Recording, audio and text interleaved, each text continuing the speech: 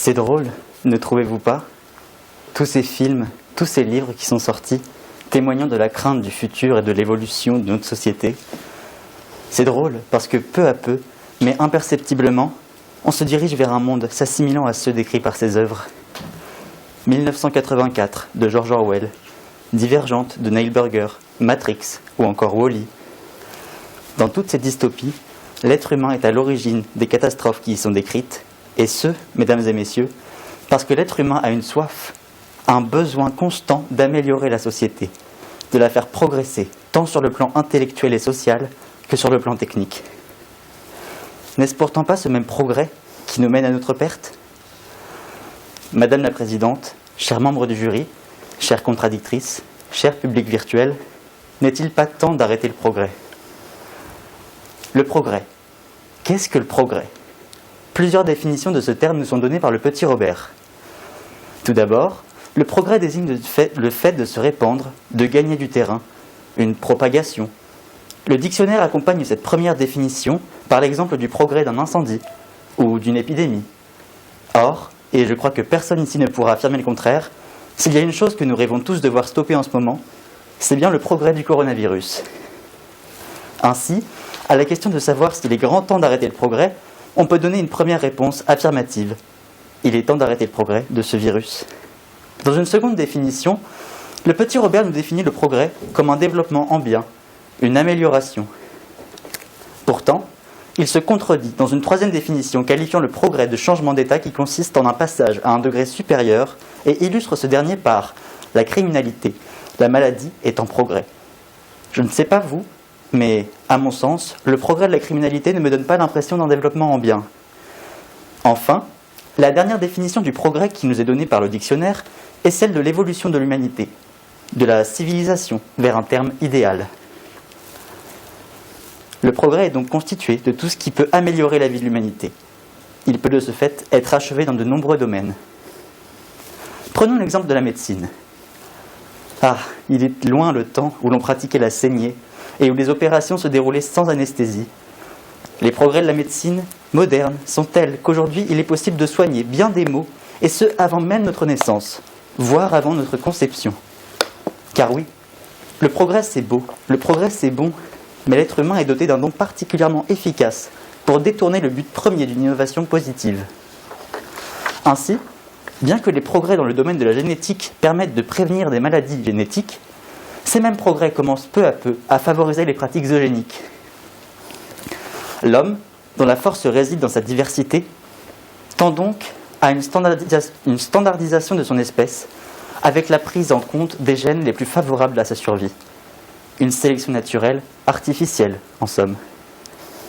Il est donc nécessaire d'arrêter le progrès, au moins temporairement, pour nous laisser le temps d'y assortir des règles l'encadrant. Et sur ce point, j'aimerais vous parler d'un autre progrès. La poêle anti-adhésive. Quelle innovation! C'est tout bonnement charmant. Et savez-vous ce qui rime avec charmant? Empoisonnement. Le téflon, cette substance chimique, véritable révolution lors de son invention en 1938 par des ingénieurs de la firme américaine Dupont de Nemours, est dangereuse pour les êtres vivants, et ce à cause de l'APFO, acide perfluorooctanoïque, qu'il contient. On ne sait cela que grâce à un homme, un avocat américain, du nom de Robert Baillot. Il est celui qui a eu le courage d'attaquer la firme Dupont de Nemours en justice. Cette affaire est appelée le scandale de Parkersburg, du nom de la ville de Virginie-Occidentale et de ses alentours, où 70 000 personnes furent empoisonnées en consommant l'eau polluée par l'APFO issue des rejets de l'usine locale Dupont. Mais la partie la plus choquante de cette histoire est que les ingénieurs de la firme chimique, bien loin d'ignorer les effets nocifs du téflon, avaient réalisé des expériences prouvant que ce dernier présentait une menace pour les êtres vivants, de même que pour l'environnement. Ils ont pourtant continué pendant plus de 40 ans à empoisonner sciemment les consommateurs. Le profit vaut bien plus pour eux qu'une vie. Sans Robert Baillot, nous serions peut-être encore en train de nous empoisonner, victimes des progrès de l'industrie de l'homme. Car oui, ce composant chimique n'a rien de naturel. Il n'est que pure création. On peut tout de même se demander, mais s'il est toxique, pourquoi ne pas avoir fait quelque chose avant? Eh bien, pure création de l'homme, il n'était soumis à aucune réglementation. Les chiffres sont par ailleurs effrayants. Dans l'épilogue du film Dark Waters, Retraçant l'ensemble de l'affaire, je vous invite à le voir, il est formidablement inquiétant, il est expliqué que l'APFO se retrouve dans 99% des êtres vivants sur Terre et que des centaines de produits chimiques ne sont pas régulés par l'Agence de l'environnement de nos jours. Eugénisme et produits chimiques montrent bien qu'il faut arrêter le progrès, du moins temporairement, le temps de pouvoir les réguler. Car avec le progrès technique doit aller le progrès juridique. En effet, Portalis écrit dans son discours préliminaire sur le projet du Code civil qu'un code, quelque complet qu'il puisse paraître, n'est pas plutôt achevé que 1000 questions inattendues viennent s'offrir aux magistrats, car les lois, une fois rédigées, demeurent telles qu'elles ont été écrites. Les hommes, au contraire, ne se reposent jamais. Il est donc nécessaire, pour laisser au droit le temps de rattraper son retard sur les progrès techniques et sociétaux, que le progrès s'arrête temporairement. Déjà dès l'Antiquité, Aristote disait « Le progrès ne vaut que s'il est partagé par tous ».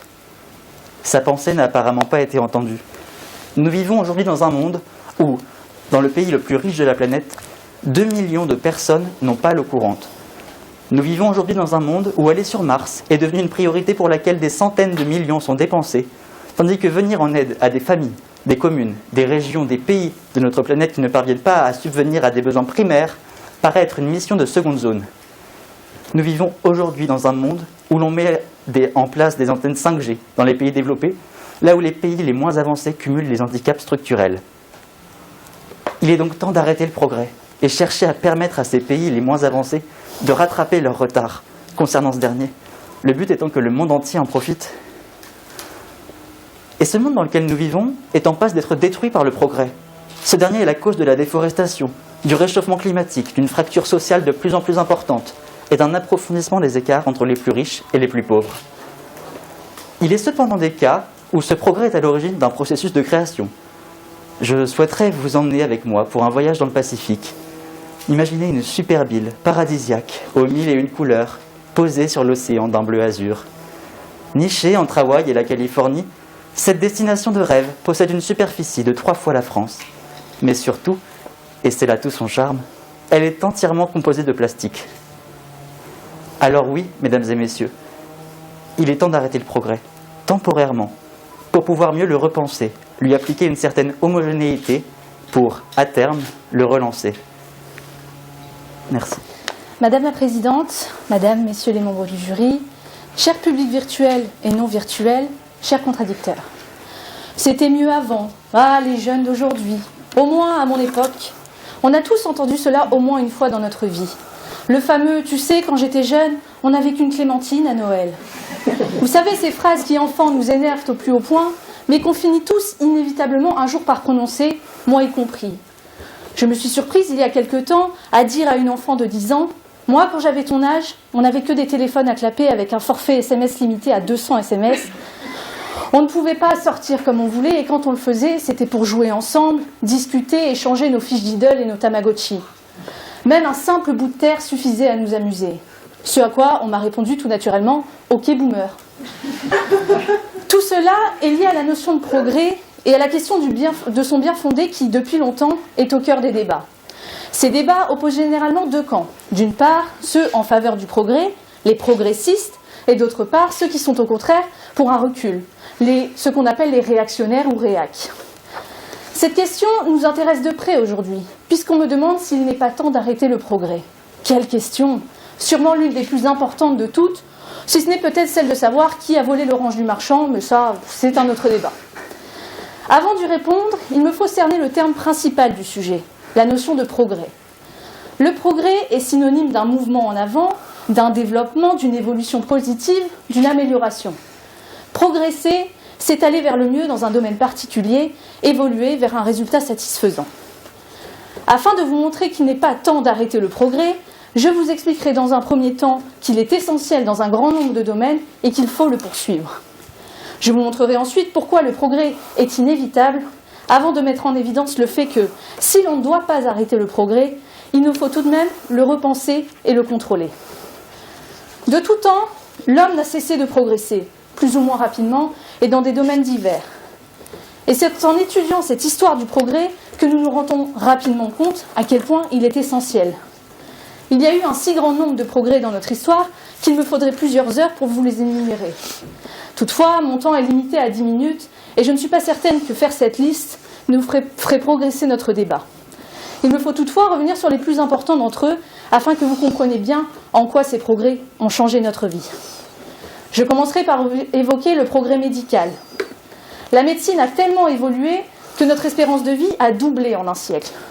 Transfusion sanguine, don d'organes, IRM, électroencéphalogramme ou ECG, autant d'inventions et de nouvelles techniques médicales issues du progrès qui ont permis de sauver des millions de vies. Et les futurs progrès médicaux qui se dessinent à l'horizon sont tout aussi importants. La chirurgie qui laisse moins de traces grâce à des procédures moins invasives, la greffe d'organes fabriquée sur mesure pour éviter le rejet, la médecine régénérative et d'autres. Le progrès est aussi, et surtout ces dernières années, technique. La locomotive à vapeur, la voiture, le téléphone portable, Internet, le chauffage au sol, autant de choses qui sont ancrées aujourd'hui dans notre quotidien sans que nous ayons nécessairement conscience de la révolution qu'elles ont provoquée dans l'histoire. Le progrès social est tout aussi essentiel. L'instruction obligatoire, la lutte contre la précarité, l'égalité homme-femme, le combat contre les discriminations en tout genre. Enfin, le progrès environnemental s'est développé récemment et on comprend très bien aujourd'hui à quel point il est essentiel. Comme si l'humanité s'était réveillée en sursaut, sortie de son rêve par la douce petite voix de Greta Thunberg, nous nous sommes enfin rendus compte que notre planète était en phase terminale. Mais grâce au progrès, nous pouvons lui offrir un futur, notamment par le développement des énergies renouvelables. Ce qui sera sûrement le plus grand challenge de notre siècle ne peut être remporté que grâce au progrès. De plus, il est dans la nature de l'homme de toujours chercher à progresser, car ce besoin de s'améliorer, d'évoluer, se trouve en chacun d'entre nous. Victor Hugo disait « Le progrès est le mode de l'homme ». En effet, depuis l'âge de pierre et des premiers hommes, les humains ont commencé à créer des outils pour améliorer et élargir leurs capacités, un esprit d'innovation que l'on retrouve encore aujourd'hui. C'est dans la nature de l'homme de chercher à évoluer, à progresser, et le moyen d'y parvenir est le travail menant au progrès. Et c'est notamment pour cette raison que je considère qu'il n'est pas temps d'arrêter le progrès, puisque de toute façon, on n'arrête pas le progrès. D'autant plus que nous sommes bien loin du stade où nous pourrions dire que le progrès n'est plus utile. Suivre la thèse de mon contradicteur, c'est considérer que nous avons suffisamment progressé, que poursuivre le progrès n'aurait plus aucun intérêt. Je suis totalement en désaccord avec cela. Notre humanité n'en est pas encore arrivée à son apothéose, à un état de développement tel que tous les maux de la Terre auraient été éradiqués. Pour se rendre compte de cela, il suffit de lire la presse écrite ou juste de regarder le journal télévisé. De plus, le progrès lui-même est parfois responsable et trop souvent des plus grands maux de notre ère. Et c'est pour cela que je considère qu'il est nécessaire de repenser et contrôler le progrès. Si le progrès est à mon sens inarrêtable, il ne faut pas non plus qu'il nous échappe. De tout temps, le progrès a fait peur et a même fait l'objet de vives critiques, des briseurs de machines aux premiers écologistes. Trop d'erreurs ont été commises, ce qui pourrait vous amener à adhérer à la thèse de mon contradicteur, qui voudrait que nous mettions tout simplement un terme au progrès. Mais ne vous y méprenez pas. Si je ne nie pas le fait que le progrès a parfois causé bien des dommages et touché des victimes que l'on pourrait qualifier de collatérales, je ne peux être qu'en désaccord avec cette thèse. Je pense au contraire qu'il faut continuer de progresser, mais qu'il faut aussi apprendre de nos erreurs et donc repenser le progrès. Philippe Meyer, journaliste français, disait « Le progrès a encore des progrès à faire ». Aujourd'hui, on ne vit plus dans l'ignorance des conséquences que peut avoir le progrès, mais dans l'indifférence. Et c'est pourquoi les dégâts continuent. Le progrès, oui, mais le progrès à tout prix, non. Il ne faut pas arrêter le progrès, au contraire, mais il faut le repenser. Je prendrai ici l'exemple de ces milliers de nouvelles technologies qui ont émergé et occupent aujourd'hui une place considérable dans notre vie. La télévision, le smartphone, Internet, la machine à laver, etc. Ces objets sont devenus essentiels à notre quotidien. Cependant, ils ont fait des victimes collatérales, et notamment une victime, notre planète. Dans la société de consommation dans laquelle nous vivons, la culture du jetable représente une menace importante pour l'environnement. On achète le dernier iPhone, et si par malheur Steve Jobs, ou plutôt son héritier Tim Cook, a l'idée d'en sortir un nouveau, les Apple addicts foncent tête baissée à l'ouverture du premier Apple Store pour remplacer leur téléphone devenu obsolète par l'effet d'une simple convention dans la Silicon Valley. Lorsque la technologie pullule, le progrès technique pollue. Nous sommes trop habitués à remplacer nos objets cassés, défectueux ou obsolètes plutôt qu'à les réparer. Il nous appartient donc de créer un progrès plus responsable, plus conscient des enjeux de demain, et c'est là que la politique joue un rôle majeur. Il est en effet nécessaire de mettre en place une politique plus efficace, qui continuerait à encourager le progrès, tout en veillant à le contrôler, et surtout à contrôler ses effets néfastes. C'est par exemple tout l'intérêt de la bioéthique, pratique apparue dans les années 60 avec l'émergence de la biomédecine et des technosciences, et qui a pour but d'étudier les aspects moraux et éthiques des nouvelles technologies, surtout les technologies scientifiques et biologiques. Cette pratique a permis de mettre en place un cadre et un encadrement juridique, que ce soit au niveau national, européen ou international. À titre d'exemple, dès 1997, l'OMS condamnait l'utilisation du clonage humain, car contraire à l'intégrité de la personne et à la morale. Dès lors que des découvertes peuvent avoir un véritable impact sur notre société, des débats entre experts, juristes et philosophes sont menés afin de parvenir à une réglementation sur l'utilisation de ces procédés. Cette forme de questionnement et de débat autour des avantages et des désavantages du progrès représente, à mon sens, une solution du juste milieu entre nécessité du progrès et nécessité d'un contrôle. Au lieu de fuir et d'arrêter le progrès, ce sont des débats de ce type que nous devons mener afin de prendre en compte tous les risques et parvenir à une décision qui garantira à la fois la sécurité de l'humanité et le développement du progrès. Pour conclure, je vous dirai que j'ai confiance en un progrès raisonné et raisonnable, un progrès réfléchi, à l'inverse du progrès à tout prix, un progrès qui a tiré les leçons du passé, qui a pris conscience des erreurs commises et qui prend en considération les enjeux du futur. J'ai foi en cette capacité de l'humanité à aller de l'avant, à développer des techniques et des savoirs totalement nouveaux, tout en prenant garde à ne pas se laisser dépasser. L'humanité n'est pas encore arrivée à un point où elle pourrait se permettre de dire qu'elle n'a plus à progresser. N'en déplaise à mon contradicteur.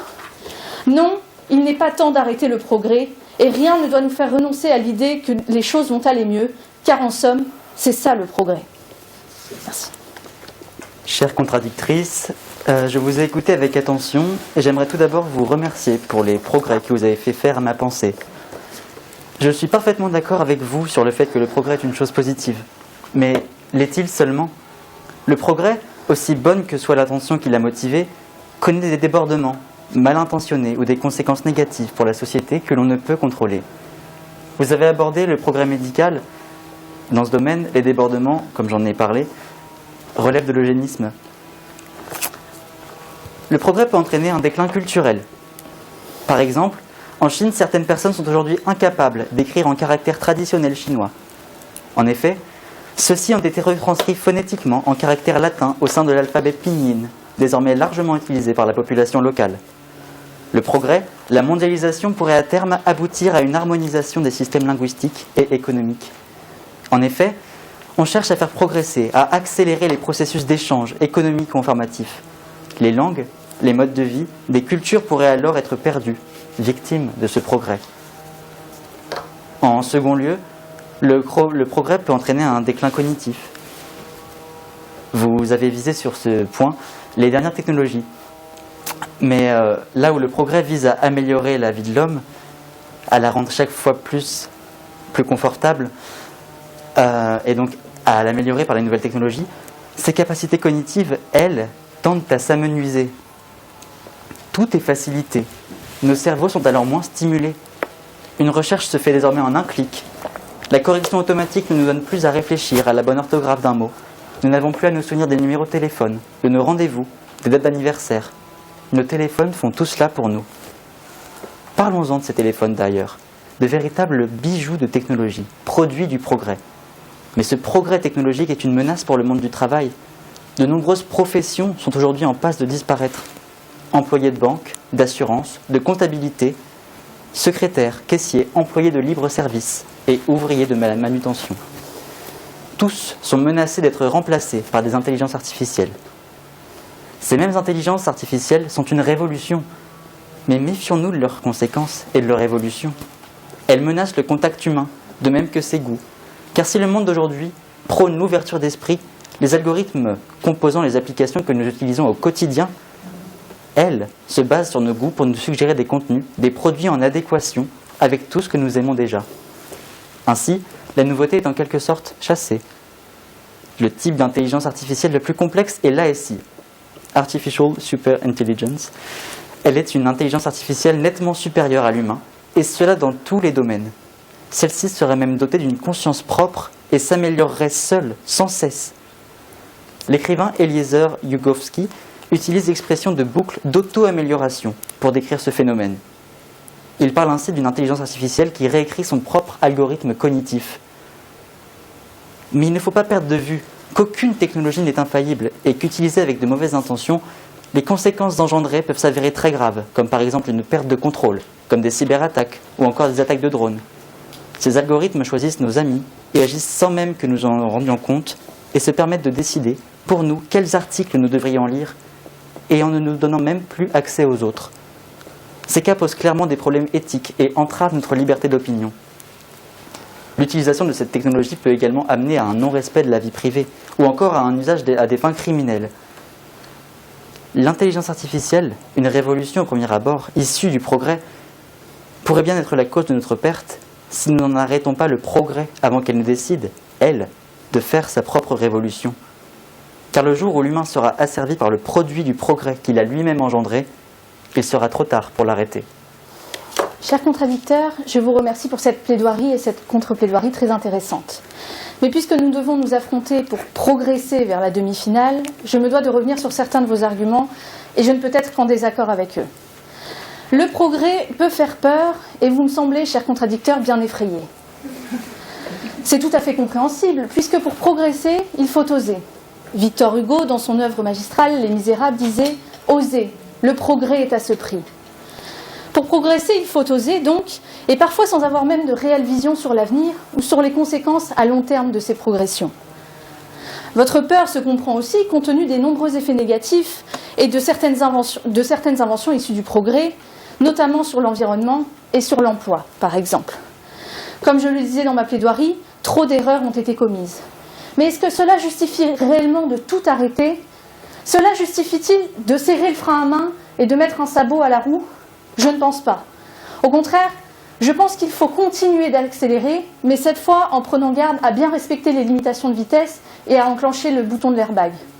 Et oui, cette métaphore automobile va trop loin, mais si cela peut me permettre de me faire comprendre, alors je suis prête à payer le prix du péage pour entrer sur l'autoroute de la clarté.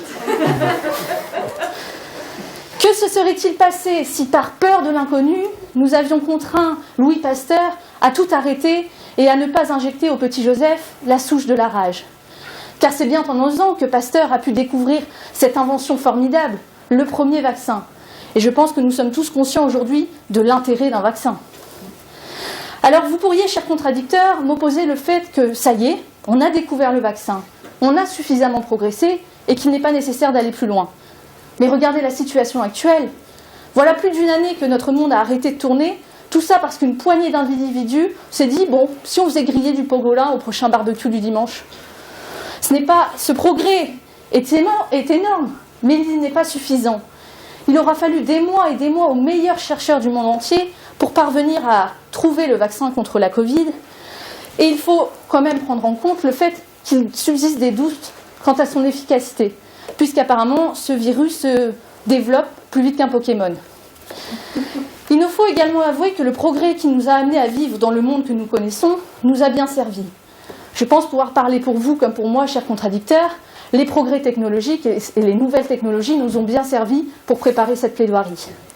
Je me risquerais même à dire que M. Fleury, grand admirateur des candidats de télé-réalité puisqu'il les cite dans son cours de droit pénal, est ravi de pouvoir regarder le dernier épisode des Marseillais à Dubaï entre deux cours de droit pénal.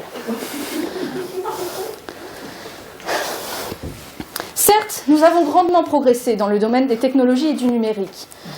Mais il nous faut encore faire attention. Il n'est pas temps d'arrêter le progrès puisque nous devons progresser encore sur ce point. Les inégalités en matière de nouvelles technologies et notamment ce qu'on appelle la fracture numérique sont des formes de précarité réelles. Et il nous faut progresser pour s'assurer que cela n'existe plus. Enfin, j'évoquais avec vous tout à l'heure la nécessité de repenser et de contrôler un tel progrès. En effet, le progrès est parfois, voire même trop souvent, accompagné d'effets négatifs qu'il nous faut mieux appréhender. Or, la maîtrise d'un inconvénient du progrès est, à mon sens, une forme de progrès en elle-même. Et c'est aussi cette forme de progrès que j'encourage aujourd'hui. Il nous faut progresser de sorte à ce que nous parvenions à évoluer, à continuer d'évoluer dans ces domaines, tout en prêtant une plus grande attention aux conséquences de ces évolutions. Et je terminerai cette contre-plaidoirie par ce qui est devenu pour moi une sorte de rituel dans ce concours, à savoir citer un des grands auteurs de l'industrie musicale pour étayer mes propos. Alors malheureusement, je n'ai trouvé parmi les 21 albums de Jul aucune citation sur le progrès, mais rassurez-vous, celui qu'on appelle le Duc de Boulogne, ou aussi connu sous le nom de B2O, comprenez Booba, nous a fait l'honneur de se pencher sur ce sujet dans un morceau d'anthologie, et c'est comme à son habitude, plein de sagesse, qu'il nous a dit « Pas le temps pour les regrets, les erreurs n'appartiennent qu'à nous-mêmes, nés pour amener ma part du progrès. » Merci.